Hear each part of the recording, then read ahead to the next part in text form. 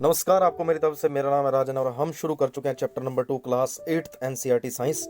इससे पहले मैं वीडियो बना चुका हूं एक, जिसके अंतर्गत हमने बात की माइक्रो ऑर्गेनिज्म क्या हैं और ये किस किस रूप में पाए जाते हैं, इसके कौन कौन से टाइप हैं, वो मैं डिस्कस कर चुका हूं। आज हम बात करने वाले हैं how micro organisms are beneficial to us. तो मैंने बात की this help in making curd and bread. Bread और कर्ड बनाने के लिए ये हेल्प करते हैं। लैक्टोबैसिलस नाम का बैक्टीरिया हेल्प करता है दूध से दही बनाने के लिए। ये आप पिछली वीडियो में बात कर चुके हैं, लेकिन दोबारा कर लेते हैं। क्या है curd? Curd contains several micro organisms. Its name is lactobacillus. मैंने बताया जिस भी बैक्टीरिया के पीछे आएगा बैसिलस लिखा हुआ, वो कैसा बैक्टीरिया होगा? वो रॉड शेप्ड, उसकी शेप कैसी होगी? एक रॉड के जैसी रॉड शेप्ड बैक्टीरिया होगा, और वही पाया जाता है कर्ड के अंदर। तो दूध से आप जब दही बनाते हैं तो दूध को उबालने के बाद ठंडा किया जाता है और उसके अंदर थोड़ा क्या है, पुरानी क्या है, कर्ड डाल दी जाती है, जिसके अंदर क्या लैक्टोबैसिलस होता है, और वो अपनी कॉपी करता है। जब वो नंबर इंक्रीज करता है अपने, तो उसके अंदर जो दूध के अंदर शुगर्स मौजूद हैं, प्रोटीन्स मौजूद हैं, उनको क्या है कन्वर्ट करता है किसके अंदर? कर्ड के अंदर। तो अब इसके बाद अगर आप बात करें, चीज़, पिकल, ये सारी चीज़ें भी किसकी वजह से बनाई जाती हैं? माइक्रो ऑर्गेनिजम्स की हेल्प से। इसके बाद अगर आप देखें आप, तो commercial use of micro organism. Commercial यानी कि पैसों से जुड़ा हुआ यूज कैसा है माइक्रो ऑर्गेनिज्म का? शराब पैदा करने के लिए क्या है माइक्रो ऑर्गेनिज्म का यूज होता है, और उसके लिए यूज होता है यीस्ट का। क्या किया जाता है, जो शुगर होती है, शुगर के अंदर डाल दी जाती है यीस्ट। शुगर को पहले घोलने के बाद क्या है, उसके अंदर यीस्ट डाली जाती है, और शुगर को तोड़ती है यीस्ट। यीस्ट क्या है? यीस्ट एक फंजाई है।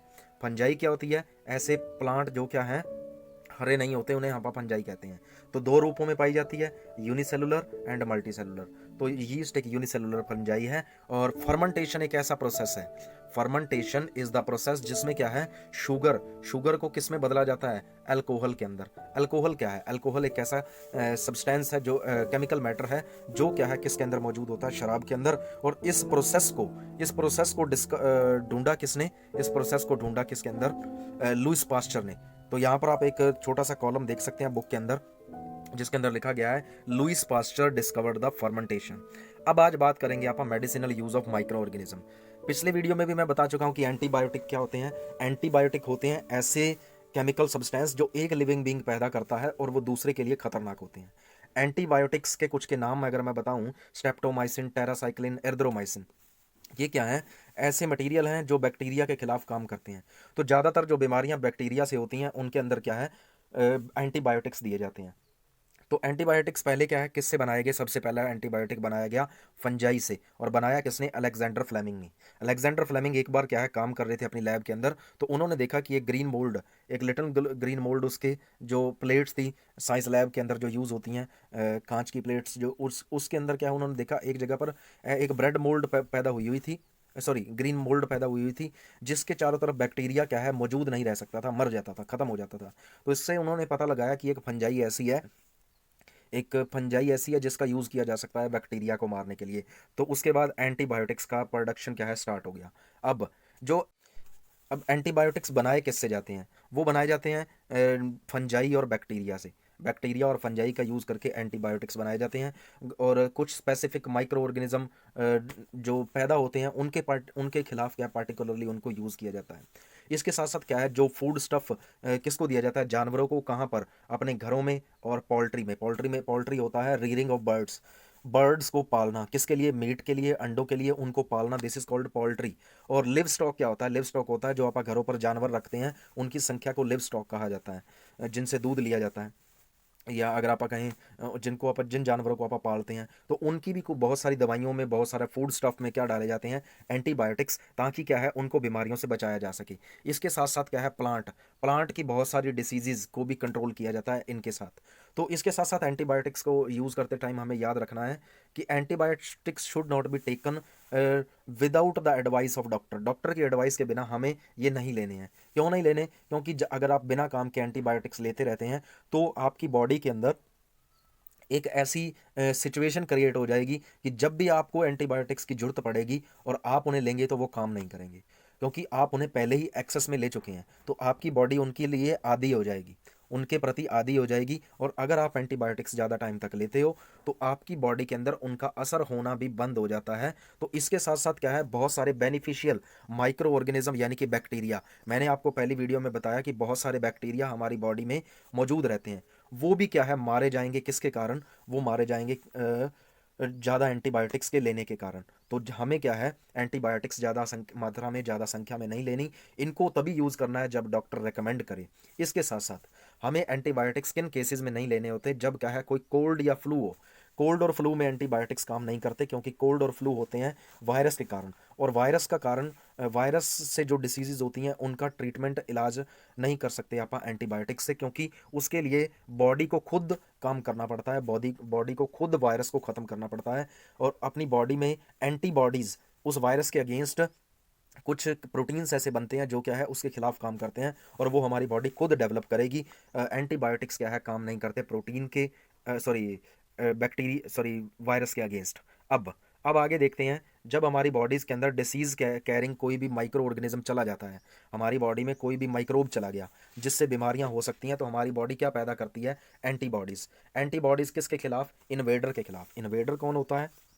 आक्रमण करने वाला, यानी कि जो हमारी बॉडी पर अटैक करने आया है। तो हम क्या करते हैं, हम अपनी बॉडी को स्ट्रॉन्ग बनाने के लिए वायरस के खिलाफ क्या करते हैं, अपनी बॉडी में वीक वायरस को या डेड वायरस जो ख़त्म है, जो काम नहीं कर सकता, उनको अपनी बॉडी में डालते हैं। इसे क्या कहा जाता है? इसे कहा जाता है वैक्सीनेशन। तो आपने देखा होगा बच्चों को पोलियो की ड्रॉप्स पिलाई जाती हैं, और बच्चों को पोलियो की ड्रॉप्स पिलाने का पर्पज़ ये होता है कि उनका वैक्सीनेशन किया जा रहा है। इसके साथ साथ बहुत सारे इंजेक्शन भी लगाए जाते हैं, जैसे BCG है, बैसिलस कैलामेट-ग्यूरिन। तो वो क्यों लगाए जाते हैं? वो लगाए जाते हैं बच्चों का इम्यून सिस्टम स्ट्रॉन्ग करने के लिए। अब इम्यून सिस्टम क्या है? एक ऐसा सिस्टम जिसके अंदर बॉडी के अंदर सेल्स पैदा होते हैं, एंटीबॉडीज़ पैदा होती हैं जो खिलाफ काम करती हैं किसके? वायरसेस के। तो जब भी कोई बीमारी, जैसे पोलियो है, तो पोलियो वायरस के कारण होती है। तो अब पोलियो का जो वायरस है उसको क्या है, एक प्रिपरेशन के साथ, एक मटेरियल, एक लिक्विड रूप में तैयार करके या इंजेक्शन के रूप में तैयार करके उसको क्या है डेड या वीक रूप में हमारी बॉडी में डाल दिया जाता है। जब वो हमारी बॉडी में जाता है तो वो हमारी बॉडी उसके खिलाफ क्या है, रिस्पॉन्ड करती है, काम करती है। तो अपनी बॉडी को क्या पैदा करने पड़ते हैं? एंटीबॉडीज़। अब और जब वो एंटीबॉडीज़ पैदा हो जाते हैं तो वो हमारी बॉडी के अंदर परमानेंटली रहने लग जाते हैं। और जब कभी क्या है सच में पोलियो का वायरस हमारी बॉडी में एंटर करेगा तो उससे उसके खिलाफ क्या है, हमारी बॉडी रिस्पॉन्स कर पाएगी और उससे सारी उम्र के लिए बची रहेगी। अब यही काम हो रहा है कोरोना वायरस के साथ। अभी कोरोना वायरस के लिए जो काम किया जा रहा है उसकी वैक्सीन डेवलप की जा रही है। वैक्सीन डेवलप करना यानी कि उस वायरस को इतना वीक कर देना है कि वो किसी की बॉडी में डाला जाए तो उसको अफेक्ट ना कर सके, मारे ना, ठीक है, उसको डेथ तक ना पहुंचाए। तो उसको वीक करने के लिए साइंटिस्ट काम कर रहे हैं। तो उसको वीक जब कर लिया जाएगा तो क्या है, बॉडीज़ के अंदर इंजेक्ट किया जाएगा, और बॉडीज़ के अंदर इंजेक्ट करने के बाद क्या होगा, उससे जो बीमारी होती है कोविड-19 वो होगी, ठीक है। जो बीमारी होगी उसके खिलाफ क्या है, एंटीबॉडीज़ पैदा होंगे बॉडी के अंदर, और जब एंटीबॉडीज़ पैदा होंगे तो सारी उम्र के लिए क्या है वो बॉडी क्या है सिक्योर हो जाएगी उस वायरस के खिलाफ जिससे वो पैदा हुए हैं।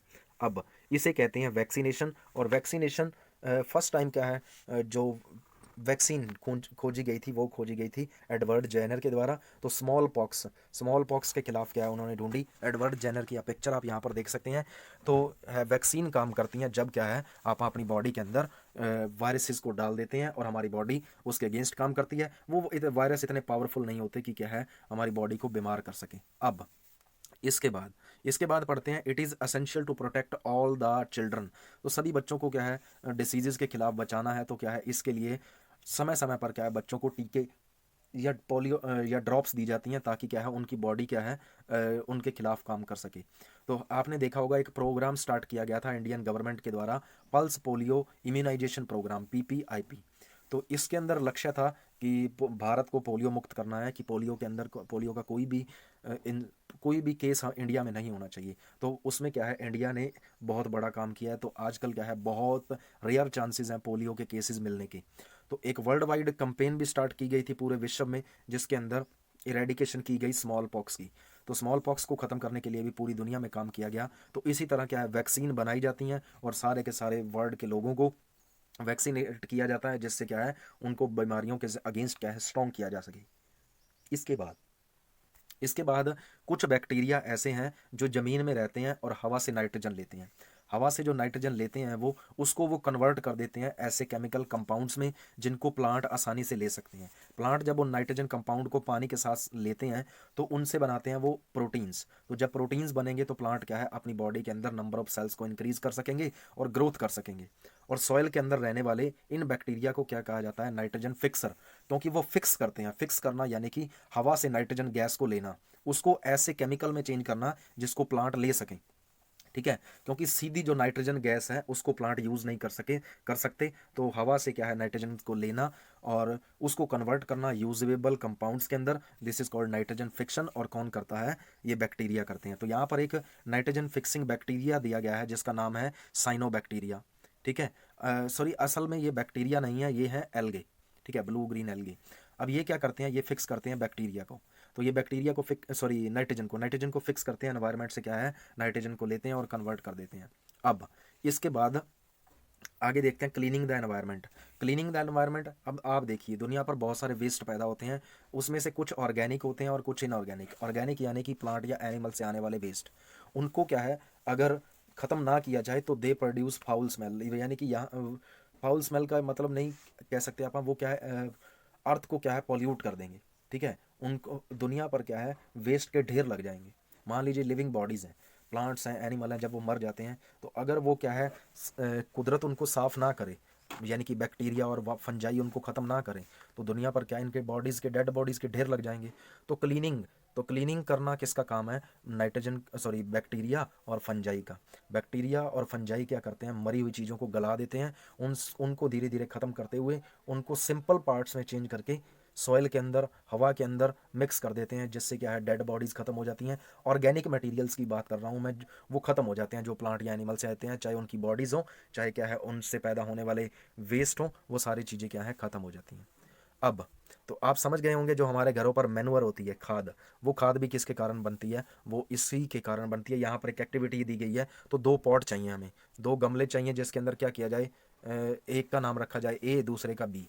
ए के अंदर क्या रखा जाए, ए के अंदर ऐसी वेस्ट रखे जाएं जो इनऑर्गेनिक है, पॉलीथीन बैग, ग्लास बॉटल्स, टूटे हुए प्लास्टिक के खिलौने। बी के अंदर क्या रखा जाए, बी के अंदर पत्ते वगैरह डाल दिए जाएं। तो अब आप कुछ दिनों के लिए, 3-4 हफ्ते के लिए उनको छोड़ दें। आप देखेंगे कि जिसके अंदर आपने प्लास्टिक वगैरह रखी वो प्लास्टिक सेम पड़ी है, बट क्या है पॉट बी के अंदर जो पत्ते वगैरह या ऑर्गेनिक वेस्ट रखा गया था वो धीरे धीरे ख़त्म हो गया। अब ख़त्म किसने किया, मिट्टी के अंदर रहने वाले बैक्टीरिया ने उसको ख़त्म किया। धीरे धीरे वो क्या है सारा कुछ ख़त्म हो गया।